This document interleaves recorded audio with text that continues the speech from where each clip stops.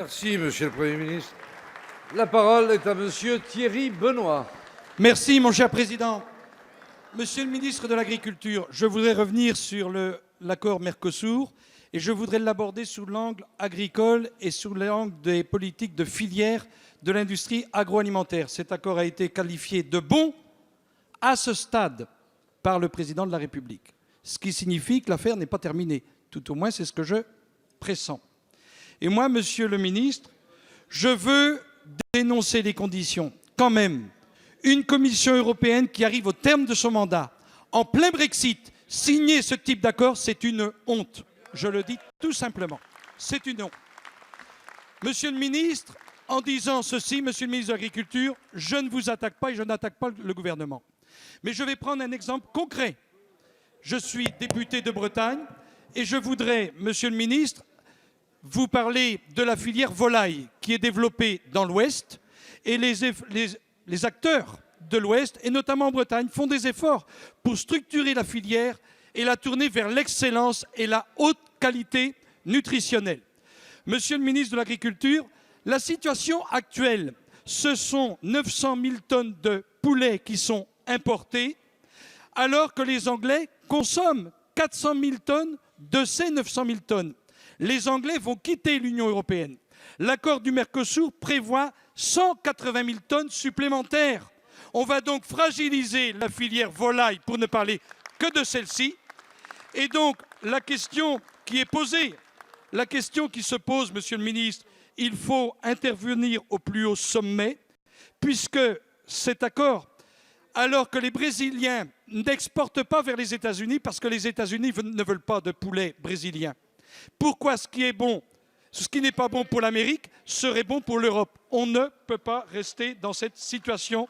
Et monsieur le ministre, vous devez pousser tous les feux avec le président de la République pour dénoncer cet accord et pour qu'il soit renégocié. Merci, chers collègues. La parole est à Monsieur Didier Guillaume, ministre de l'Agriculture et de l'Alimentation.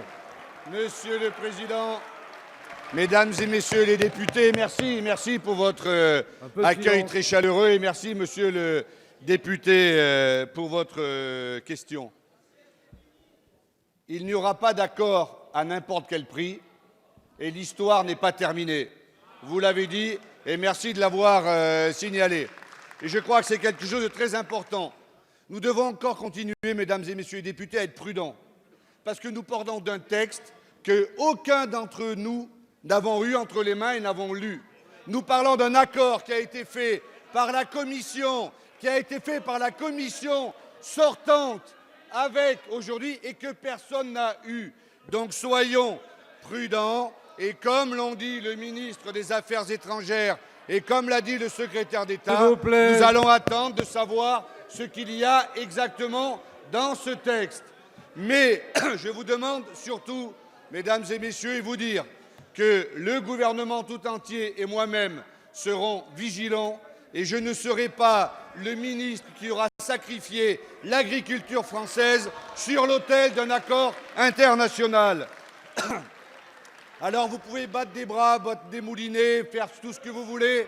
Aujourd'hui, il y a une majorité à l'Union européenne qui a voulu signer un accord. Vous serez ceux qui le ratifieront ou pas. Et je serai vigilant, je vous le dis très franchement, cet accord ne pourra pas être signé si au niveau du bœuf, il y a tant de quotas, on n'a pas de certitude sur la traçabilité, on n'a pas de certitude sur les bien-être animal et sur les antibiotiques. Si c'était ça dans l'accord, alors il ne pourrait pas y avoir d'accord. Et vous pouvez crier, vous pouvez vociférer, mais c'est ça la réalité. Mesdames et Messieurs, il en est pareil pour le sucre. Déstabiliser la filière sucrière aujourd'hui, tellement elle est en difficulté, je crois que ce ne serait pas acceptable. Et enfin, comme vous l'avez dit, monsieur le député, sur la volaille, évidemment spécifiquement dans votre région, nous allons regarder cela. Alors oui, l'histoire n'est pas terminée et la ratification se fera sous couvert que l'agriculture française n'en sortira pas amoindrie. Je vous remercie. Merci, Monsieur le ministre.